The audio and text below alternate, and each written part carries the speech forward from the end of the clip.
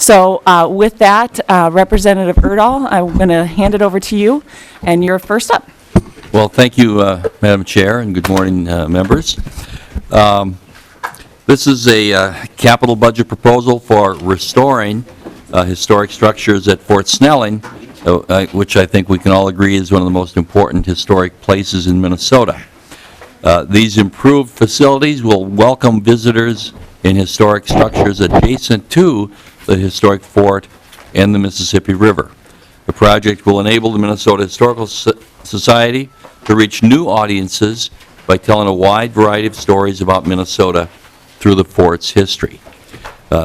We have with us today Minnesota Historical Society Director Steve Elliott, and he'll provide more details about what is planned to be done. Welcome, Mr. Elliott. If you can please state your name for the record and who you represent. Yes, I am D. Stephen Elliott. I'm the Director and CEO of the Minnesota Historical Society.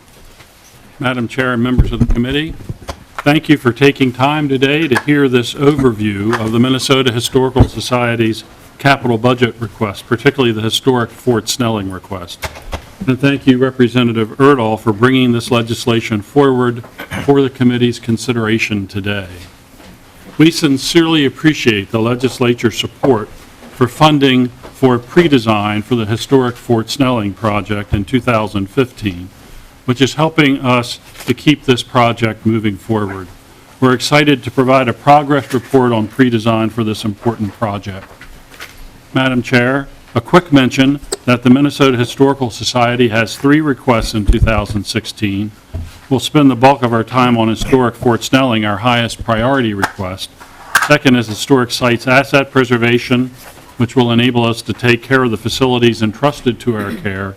And finally, the county and local historic preservation grants request to provide assistance to local units of government to help them to take care of their most significant historic structures.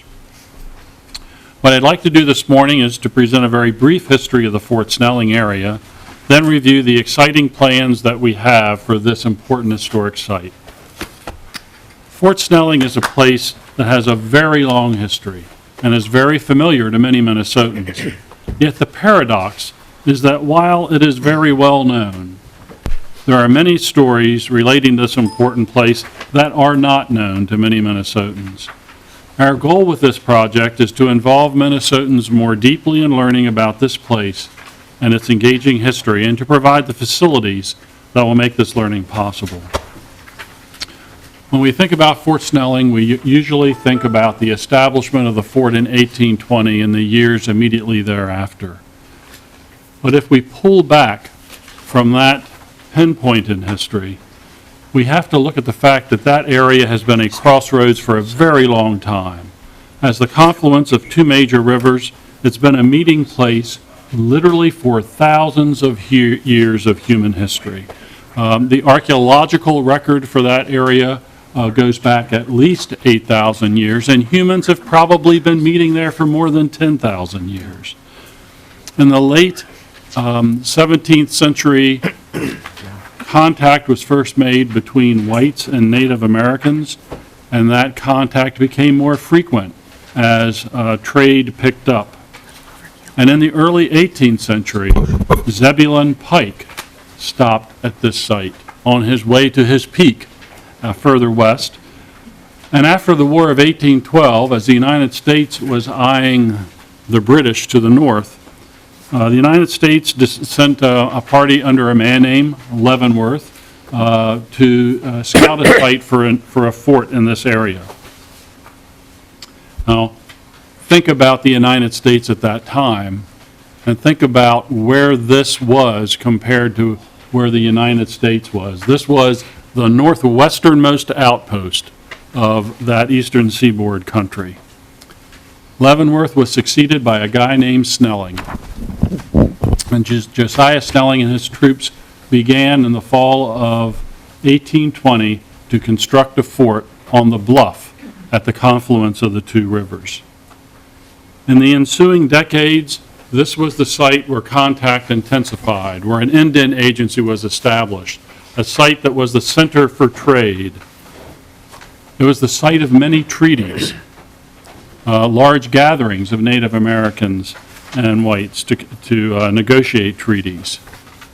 And in those decades after the fort's establishment, in any given year, there were between 15 and 40 slaves at Fort Snelling, because the Southern military officers were stationed at outposts. They brought with them their slaves, and they were compensated for the service of their slaves. One can look today at the payroll records of the time and put names to those people. Two names ring out in American history: Dred Scott and his wife, Harriet. And the basis for Dred Scott's case for freedom, which went all the way to the Supreme Court and was decided by an infamous decision in the 1850s, was their residency in free territory in Minnesota at Fort Snelling. During the Civil War, Minnesota, one of the newest states, was the first to respond to Lincoln's call for volunteers. 24,000 Minnesotans left for that distant Civil War through Fort Snelling, and the fortunate ones came home through Fort Snelling. The importance of that can't be forgotten.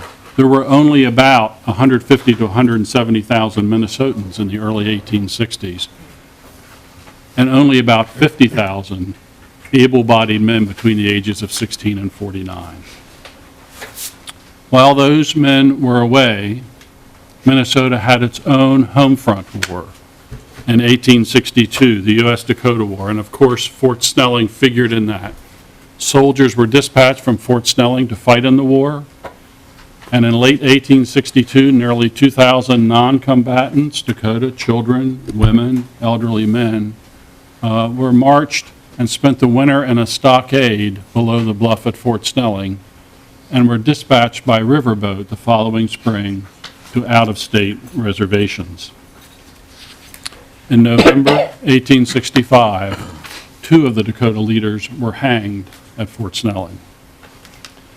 Following the Civil War, Fort Snelling continued to be active. The storied Buffalo Soldiers, the African-American regiment that fought in the Plains Indians wars, trained at Fort Snelling. They were the first occupants of some of the barracks there. And as you turn the page into the 20th century, now this is less than 100 years after Fort Snelling was a distant speck in the wilderness, Fort Snelling becomes the portal through which hundreds of thousands of men from Minnesota and the Midwest pour to global conflict. First in World War I, and then in the Second World War, many Minnesotans have personal connections to this historic site. And in the Second World War, Fort Snelling was home to the Japanese Military Intelligence and Language School. About 6,000 Japanese American soldiers, most of them second generation, many of whose families were in internment camps out west, trained at Fort Snelling to go to Asia to end the war earlier and help make the transition to peace. These rich and sometimes complicated stories connect Fort Snelling to major narratives in American history. We will tell these remarkable stories to school children, families, and tourists from across Minnesota and beyond. Our sense of urgency is to have this nationally significant site ready for its bicentennial in 2020 so that Minnesotans and others can continue to learn from our past. Minnesotans are fascinated to learn about the stories they haven't heard about the fort, and we look forward to positioning Fort Snelling as the major historical destination it deserves to be. I'd like to take a brief minute to review why the current visitor center is a bad further investment of public funds. This underground facility was built in the late 1970s, and water is a problem in the facility. In one recent deluge, water poured into an office area and literally destroyed the concrete floor of one part of the lower level of the building. Our sump pump in the elevator shaft runs 24/7, and in a medium-level rain event, our staff rigs up a system of tarps and hoses to keep water away from work areas. We've done our due diligence and determined that it's not wise to put additional resources into the current visitor center. Doing so would simply band-aid the constant water infiltration, which will not go away. So instead, in our master planning and pre-design process, we've determined that it's a wiser investment to take care of the nationally significant historic structures on the historic Fort Snelling campus, specifically buildings 18 and 22. So in essence, we will be ceasing to maintain the current visitor center and making adaptive reuse of historic structures that are currently mothballed. This National Historic Landmark deserves a facility that can better welcome visitors and orient them to the site and the stories they'll encounter. We've been busy doing pre-design work with the appropriation you provided in last year's special session.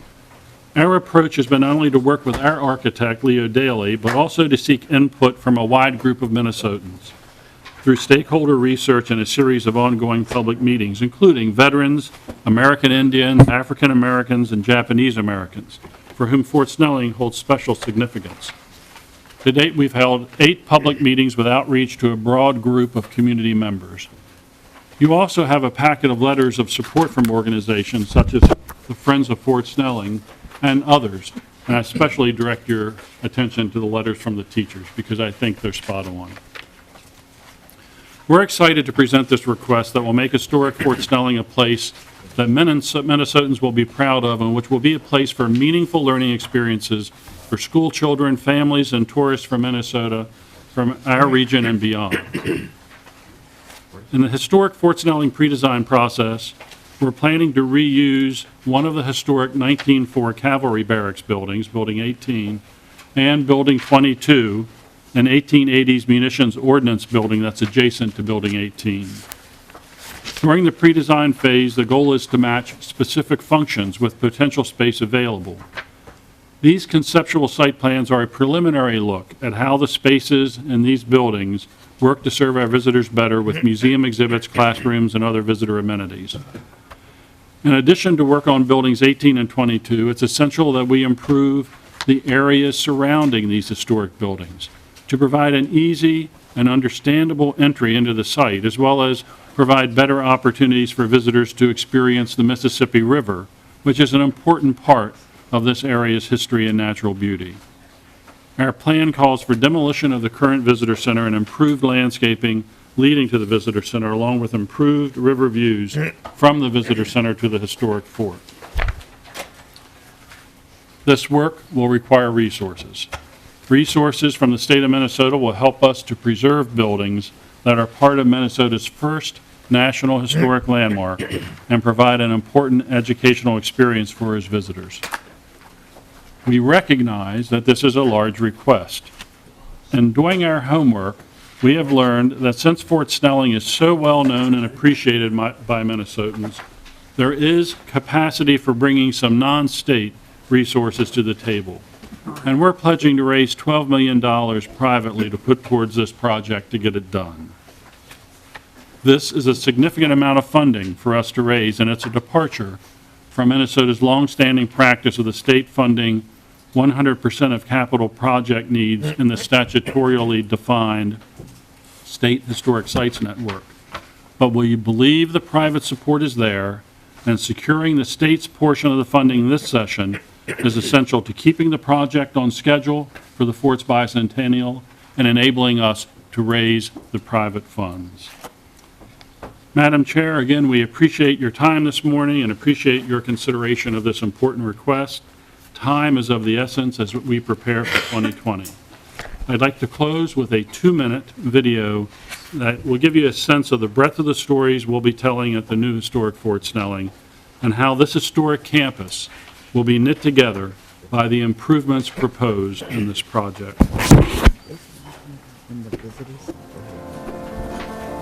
Before Minnesota became Minnesota, there was a place, a confluence of two great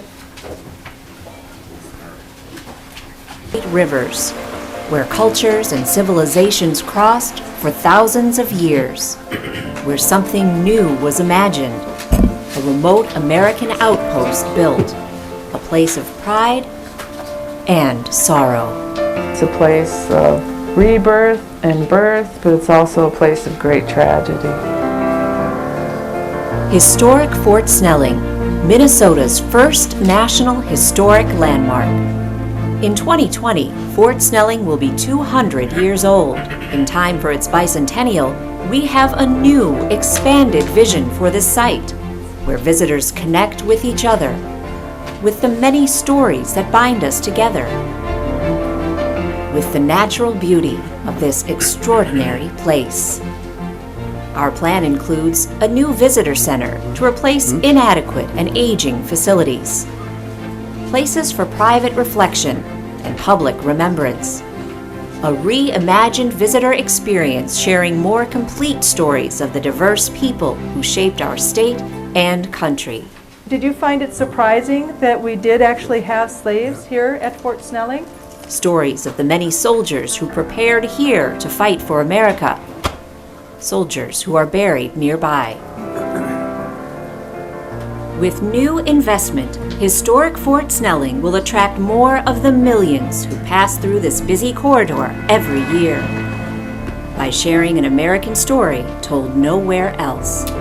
With its bicentennial on the horizon, help us realize the potential of this unique place and position Historic Fort Snelling for the next century and beyond. Thank you. Thank you, Mr. Elliott.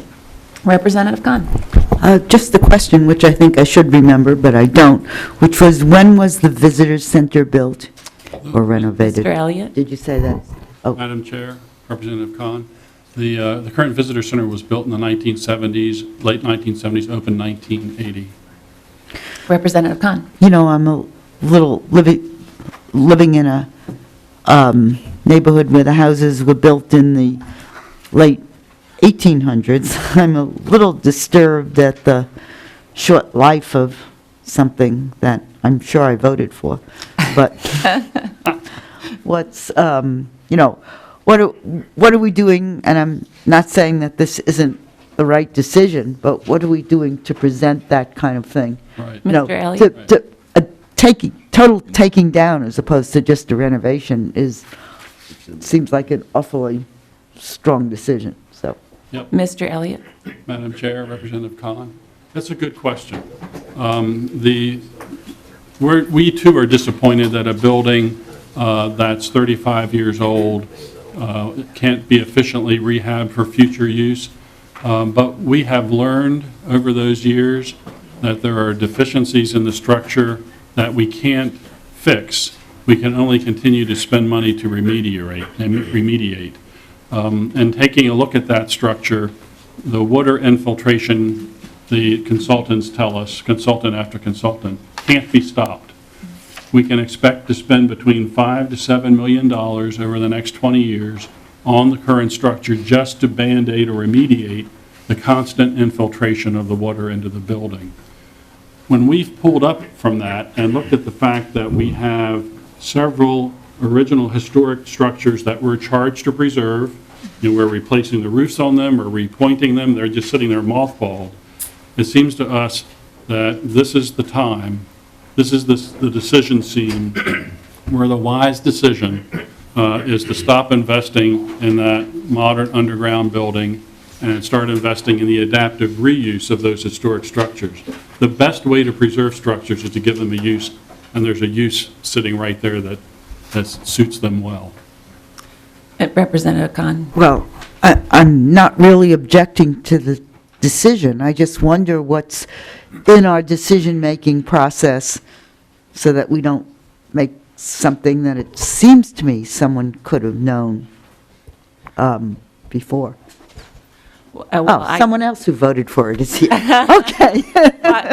Not just me. It's not just my fault. I feel sorry for Mr. Elliott, Representative Khan, because, you know, Yes. go to that visitor center, whoever designed it probably didn't have a home in Minnesota, because first they put it underground and then they had everything going down into it. So, I mean, I think everybody knows you're going to have water in the basement, so to speak, if you do that kind of design work. And poor Mr. Elliott has inherited the problem and has talked to engineers, and it sounds like are trying to fix the Madam error Chair, from originally. I'm sorry, Madam Chair, you're exceedingly kind. Thank you. That was a time, I believe, when there was a lot, there was the energy crisis. There was, yeah. an Yeah. underground building center at the University of Minnesota, and I believe the thinking at the time was going underground was a good idea. It was energy efficient, et cetera. Well, over time, we've learned not such a good idea, especially at a site like that, where there's water moving along the rock sheets, bound and determined to make its way down to the river. Okay. Representative Carlson. Well, I think you just commented on what I was going to say. There was that period of time when going underground was kind of the popular thing to do. And another example of an underground building, and I hope it's working, was at the University of Minnesota in Representative Kahn's district, the civil engineering building. And that goes down several floors. But they were all done during that period of time, and hopefully the one at the university is working, but this one, unfortunately, and we did, when I was on capital investment, some site visits there, and there is a huge water problem. So I guess I would just simply say, due to the energy crisis, that's why we were doing it, in part, as you pointed out. And sometimes it worked and sometimes it didn't, and this one unfortunately didn't. Representative Kahn. Well, since I grew up in a city that every part of it is an island, and most of it, huge amounts of it are underground, I'm just kind of surprised that people didn't know more about what going underground means. I know it's a very different geology, but, most of us, we're used to going underground almost every day of our lives, so. Members, any other questions? Representative Detmer? Thank you, Madam Chair, and thank you, Mr. Elliott, for bringing this to our attention. And I'm sure there might be in Representative Erdahl as an author, that book might be following this project, probably, but maybe not. Good idea. Yeah. But I see that 12 million is going to be augmented to, so we're really talking about a $46 million project? Okay. Mr. Elliott? Madam Chair, Representative, yes, sir, that's correct. And Representative Detmer? Madam Madam Chair, and Mr. Elliott, has that money already been raised? Mr. Elliott? Madam Chair, Representative, we have started to work on that, yes. We have, at this point, firm commitments for $4 million, and I've had conversations with some other prospective donors, and one of the responses I get is, hugely important place, means a lot to all of us. I'm really interested in helping you, but I'd like to see if the state does its share of this session. So I feel like my early feelers are supporting our sense that the money is there and can be raised. And I think with the state's piece in place this spring, I hope, then we'll be able to go back and raise the rest of the needed money. Yeah. Representative Detmer? And Madam Chair, if I could just, we have a special guest here today from Forest Lake. We have a student, Remy Brisbois, but it's really pronounced Brisbois. And I asked him to just stand up, and he's here as representing the school. He's taken a CIS course, College in the School course, political science. And I asked him, have you visited Fort Snelling? He said, yes, he has. So welcome. Welcome, Remy. Representative Lunan? Thank you, Madam Chair, and thank you for coming today. The water problem, I agree with Representative Kahn. This is something that should have, and I'm guessing was probably discussed when the construction was originally done. And this demonstrates the importance of, when we take a look as a governmental body or an entity to solve some specific problem, in this case it was an energy crisis, now we're dealing with the reality of climate change, that we have to look at things globally, that those problems exist, but that we don't want to trade one problem for another, which is kind of what happened here. I'm assuming the water problems, because of the nature of them, occurred pretty much at the outset. You've been fighting this the whole time. Mr. Elliott? Madam Chair, Representative, yes, sir, that's correct. And then you had mentioned, I thought, an important point in that Fort Snelling is such an important element of the fabric of Minnesota. From a marketing standpoint, when we have all these different entities, such as the Mall of America, that bring people from all around the world literally in there, is there going to be a change in marketing? And this will increase the capacity for visitors coming in here, but because of the proximity, that would be logical. Do you foresee efforts being altered as far as marketing visitation? Mr. Elliott? Madam Chair, Representative, yes, sir. We are looking at using these two approaches, telling a much bigger story, set of stories about Fort Snelling that connect to major narratives in American history, and the physical refreshment of the site by using one of the historic cavalry barracks in our marketing and promotion to reposition Fort Snelling as a much more significant national historic destination.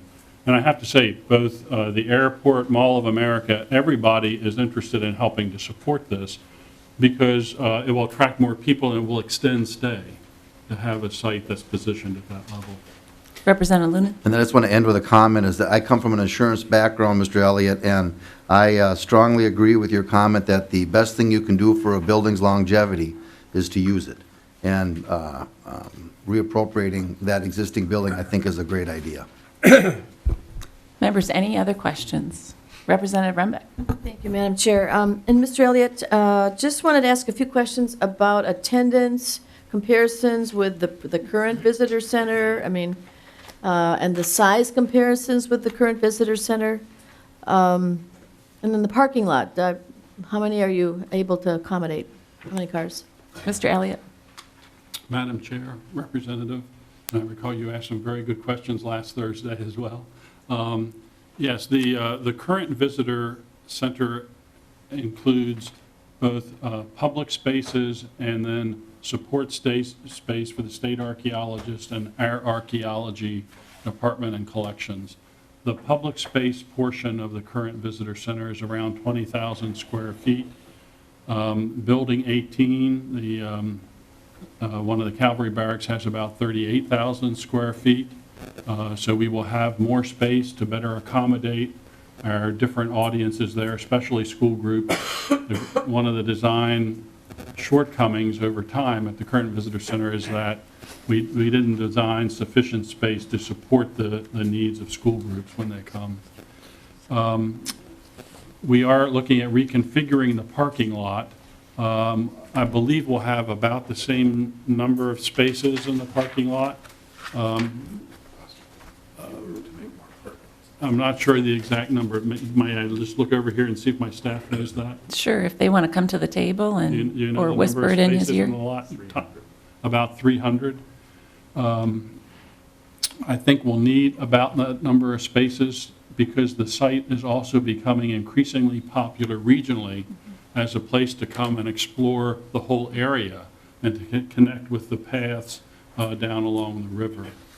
And I'm sorry, ma'am, I'm forgetting the other one. Right, Madam Chair and Representative Elliott, could you compare or give us the current attendance averages and what do you anticipate? Yep. The current, Madam Chair, Representative, the current attendance is about 75,000 people. About a third of the current attendance is school children coming on field trips. We think that'll increase significantly, and we're planning for that. And in our pre-design process, we also are conducting, haven't completed yet, economic analysis that will be more extensive market research and will enable us to answer questions, for example, about how and where we extend the seasons for the place. Okay. Thank you. Representative Earhart? Thank you, Madam Chair. I'm sorry I missed the opening comments here. Does this have any thing to do with the improvement of the officers' quarters and the rest of the buildings there that are falling down, or was it only this one building? Mr. Elliott? Madam Chair, Representative, we are talking about the lower, here we're talking about the lower post of Fort Snelling, which in addition to the 1820 historic fort, includes two 1904 cavalry barracks, an 1880s munitions building, and one surviving of a series of horse and mule barns. On the upper post, which I think is what you're talking about, there are literally dozens of other buildings. A few of those have been rehabbed for veterans housing by common bond, and Dominium, the developer who has redone the Schmidt Brewery in St. Paul and Pillsbury A in Minneapolis into affordable housing, is negotiating with the DNR to rehabilitate about 26 of those other buildings on the Upper Post for housing. Well, Representative thank you. Earhart. Those are, I don't know, why aren't you asking for money for that, or is that all gone by the wayside now? I think the second year I was here, we were out looking at those buildings falling down, the roofs caving in, and all that stuff. And we never seemed to reach agreement on any kind of flow of money where they could be brought to usable status. Mr. Elliott? Madam Chair, Representative, we are not responsible for the Upper Post. We're trying to take good care of the piece we're responsible for, but there is movement on the Upper Post. I think that we all have reason to be encouraged at this time that some projects have been completed, and there is a developer with a good track record who is wanting to tackle 26 of those buildings. I think the DNR does have a small infrastructure improvement request for the Upper Post that will help make the development feasible. Madam Chair, Representative Earhart. is this DNR owner, are they in charge of the Upper Post then, or? They are. Strange. Are they hunting there? Or what? There are deer out there. Madam Chair? Mr. Can I Elliott. answer that? Representative, yes, the Upper Post is a part of the state park. There is a joint powers authority that is a consultative body, but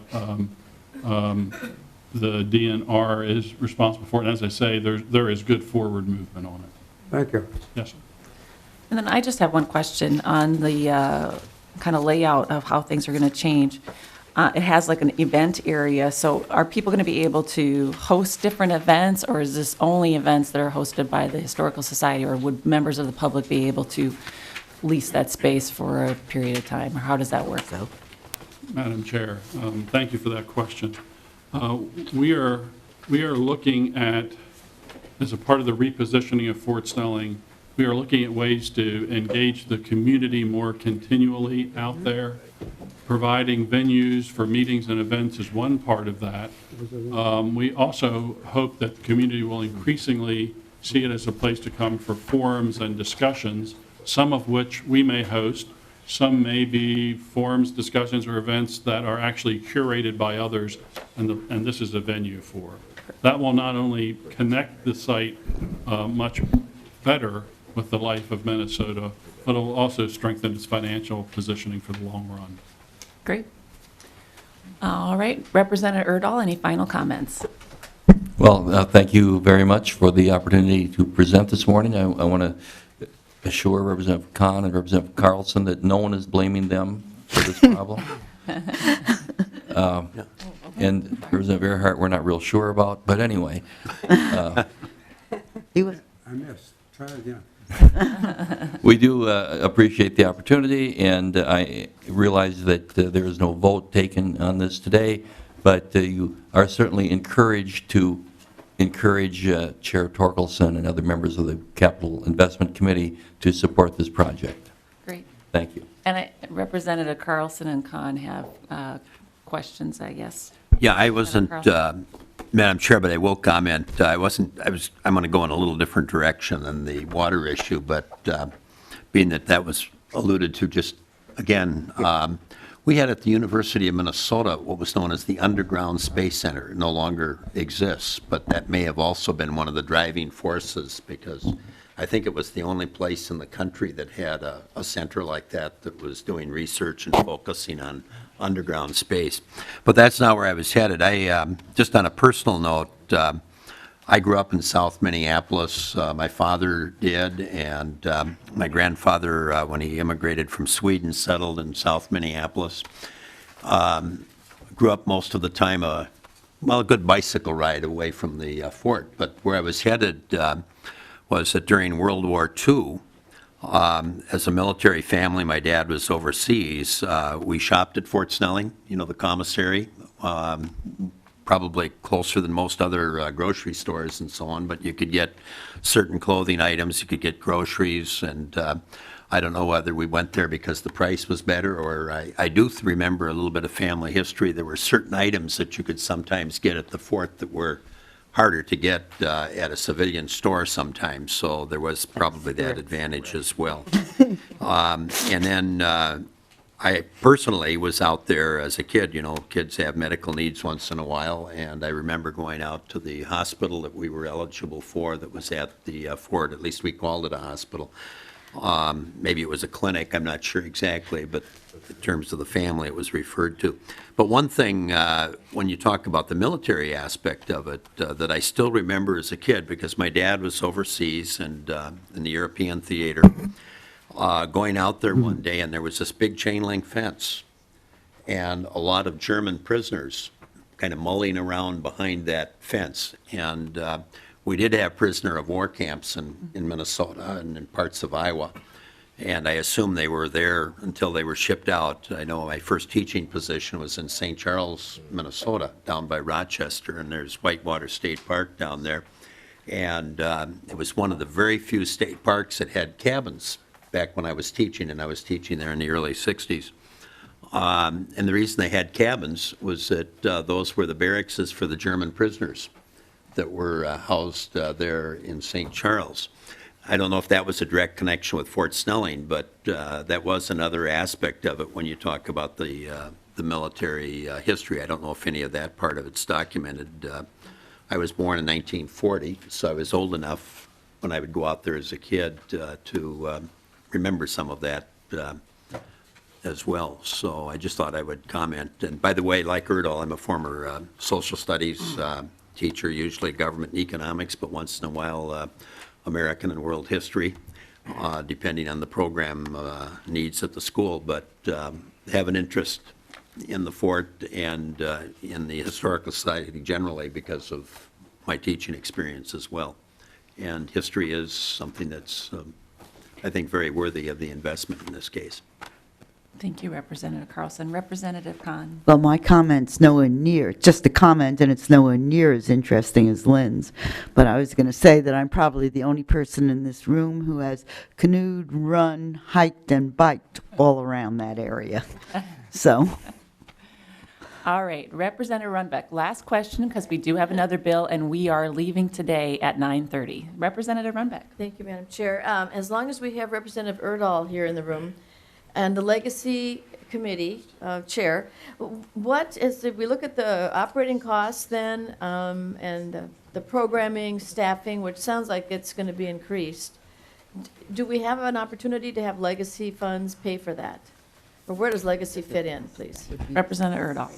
Well, thank you, Madam Chair, and Representative Runbeck. You know, with this, we run into the supplanting versus supplementing argument. We cannot take the place of traditional sources of funding for these things. But if there is, newer programs, new funding, it's something that could be looked at through Legacy. But again, we can't take the place of traditional sources of funding. Well, Madam Chair, Representative and Runbeck. Representative Erdahl, you said the key word, new, it seems to me. I mean, we have what sounds like there will be opportunities for new programming, new things we haven't done before. So I would encourage us to think about that as a source. Yeah.